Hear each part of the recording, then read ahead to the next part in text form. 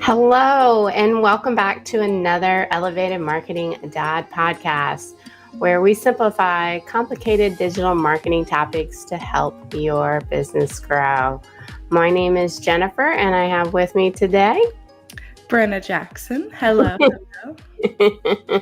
Always lovely to have you.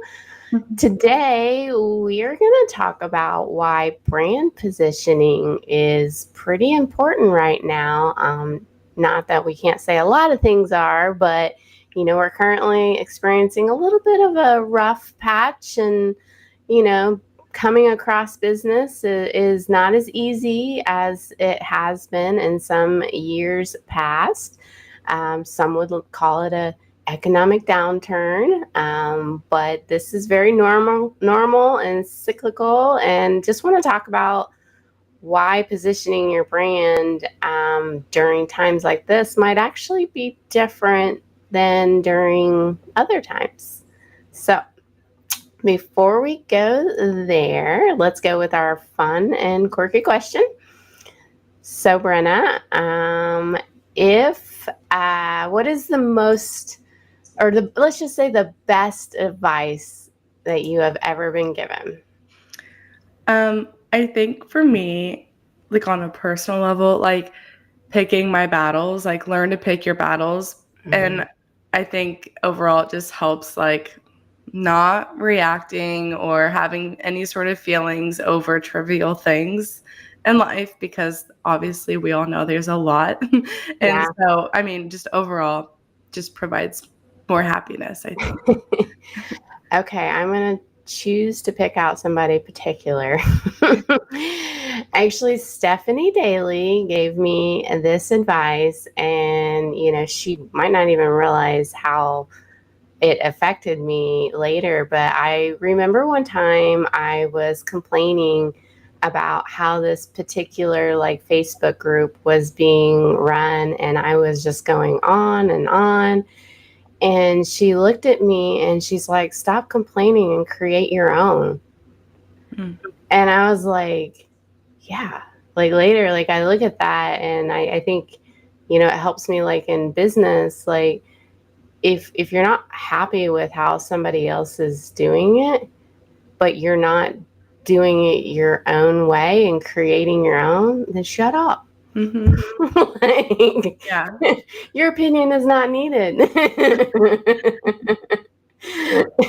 But I mean, yeah, we all have opinions. But I will always remember that, because it's just like, okay, well, I went and created my own, and here we are. All right. So let's talk about why brand positioning is super important right now. For our listeners that don't know, do you want to give a 20-foot level, what is brand positioning? For sure. Think about it as the way you want your audience to perceive who you are as a brand, what you stand for, what you believe in, the value you provide. Yeah. Yep. That's pretty simple. Yeah, keep it pretty simple. So, all right. So my first reason is just going to be because when there is less money to go around, your competition is heightened because there is tightened spending. And so you have to compete more for a limited amount of customer dollars. And so it's really important to make sure that you have a strong brand positioning right now that helps differentiate. And that is the key word, your brand from competitors. Because if you are the same as everybody else and you're just offering what everybody else offers, there's no reason to choose you versus someone else. Mm-hmm. Yeah, I think about it of make their decision making easy by, you know what I mean? Pulling it out. Why are you different? Yeah, for sure. It kind of leads into consumer confidence. And I think right now, aligning with what you had touched on earlier with, economic, the current state of that right now, I think consumers they need a lot more trust. And so you Oh, really have to earn your audience's trust. And, there's a ton of great ways to do that. I know we've touched on that many times, but, you know, earning their trust, giving them confidence in your brand is very important. yeah, if they're not confident in your product, service, brand, then either it's going to take longer to make that decision or they're just not going to make the decision at all. Mm-hmm. And so, implementing confidence factors into your marketing, whether that be your landing page or your social media or your email marketing or what have you, you've got to put some extra into that. This next one is probably something that I try to do regardless in our company is the perception of value.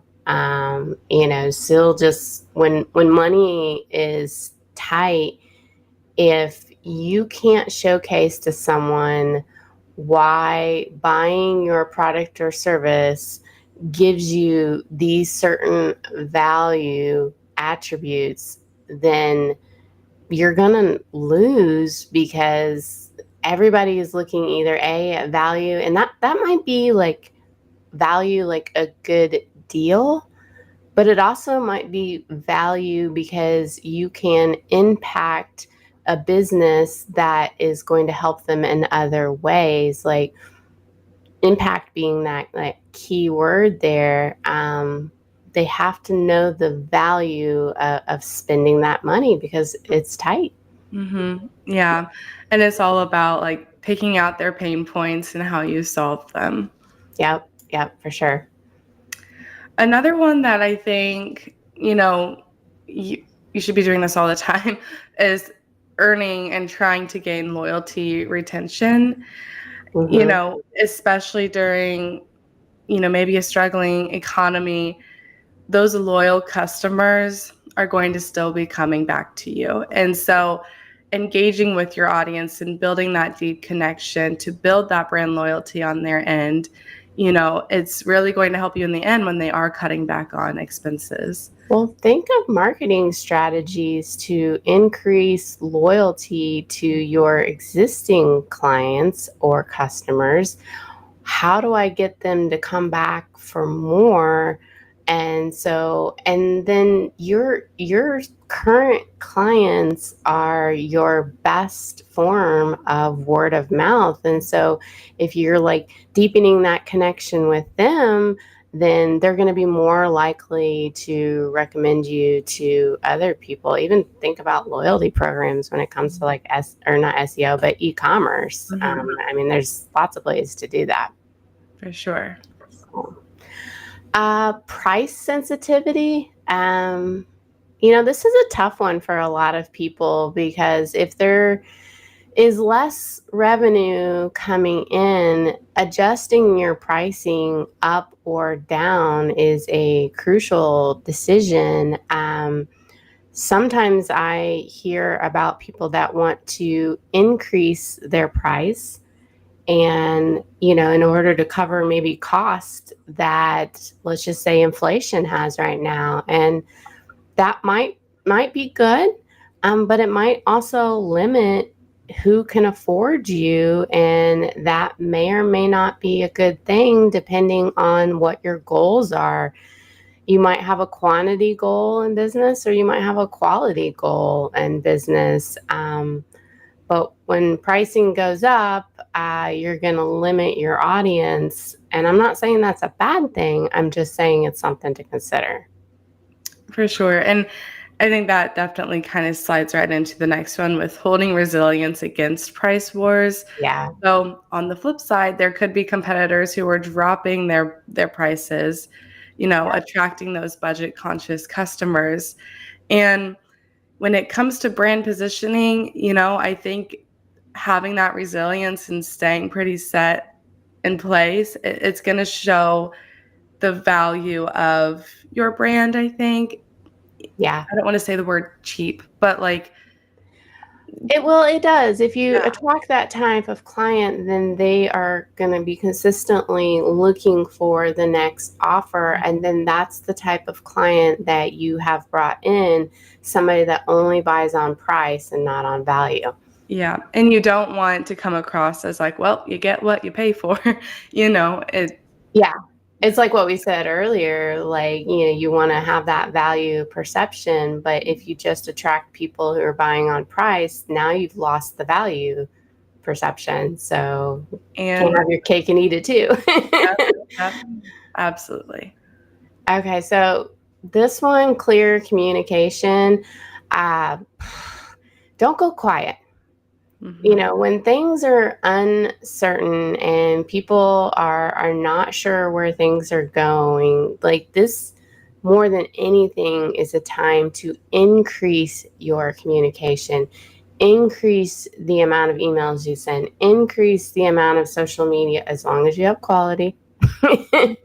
But when you're able to put your brand position out there, ensuring that your messaging is like really focused and resonates with your target needs, and you're constantly communicating how your positioning does align with it's going to make it better. Hmm. And I think this is, especially with messaging, it's really important to revisit some messaging that works great for you, but especially when, things are changing in the economy. Yeah. Yeah. So another one, customer segmentation. So again, when things are changing in the economy, a lot of times what shifts as well is that consumer behavior. Yeah. And so you may need to reposition in some ways. Maybe you need to do some more homework, make sure you're still targeting the most relevant customers. And, overall, just making sure your marketing efforts are aligned with who you're talking to, who you're trying to get in front of. You might speak to one segment of audience one way and another segment of audience a different way. And this all is just, predicated on the fact that you actually are able to segment audiences. You might be at the point you don't have an audience. That is a different thing. All right, emotional connection. So I think this is something, with the position of your brand, that you have to think about regardless of, times of highs and lows in the economies. But when people are in a time of stress and uncertainty, like, tying the emotional connection to your product or service, it's a calming effect. And you'll notice I've been making my voice more calming as I'm going through this. And that's what you're looking for is, how can I make people have that reassurance that I'm here to help them? I'm here to make their marketing better. That's what we're here for, and there's a lot of different ways to do it. But you emotional connection should be involved in your marketing, regardless of where Mhm. you're at. Absolutely. And I think about too, like not turning a blind eye or not acknowledging the state of how some consumers may be feeling right now, you know, Yeah, letting them know you understand where they're coming from, you understand the position they may be in. yeah, yeah. Okay, a long-term strategy. So we've all got short-term goals. That's a given, but those short-term goals are hopefully leading to a long-term goal. And so, especially in an economic downturn, those short-term goals can kind of help you survive during that, but you should always have that long-term goal that you've got your eye on, you're working toward, and overall positioning your brand for that long-term goal. It's everything we've talked about, I think, up to this point kind of falls under this. Well, you this is short term. The fact that we are in this, lull of economic times, this happens in economies all the time. This is normal. And so when you kind of take yourself and you step back and you realize in a longer, let's just say 20-year span, you're going to have a couple of these that happen. And so I think what you're trying to say is just don't make short-term decisions that affect you long-term. Absolutely. Yeah. You gotta think the long game. What is it? The tortoise and the hare. The tortoise. The tortoise wins the race. Slow and steady, consistently. Make sure you understand what your brand is and how you can position it. There might be some little tweaks here and there as far as in a down economy, but you got to think for the long term. So. Yeah. All right. Well, we have 10 more, and they are on our blog post on this topic. So certainly head over to our website at elevatedmarketing.solutions. Any last minute thoughts on positioning your brand in this market right now, Brenna? I think just like remaining calm. We're all in it. We're all facing this, and around the prize. Yep. That reminds me of this quote I recently saw, and we're all in the same storm, but we don't all have the same boat. Some of us have yachts, some of us have canoes, and some of us have rafts. So be kind. Take your brand and think about it long term on how you want to position yourself. Make some adjustments to weather the storm, but we will all make it through it. Yep. All right. Well, that's it for now. Thank you for listening to the Elevated Marketing podcast. If you enjoyed today's show, we'd certainly appreciate if you would leave us a review wherever you are listening. And if you are on YouTube, go ahead and hit that subscribe button. And if you'd like to join our newsletter, you can certainly catch that by going to LinkedIn and looking for Jennifer Denny, or you can head over to our website and subscribe there as well. All right, take care.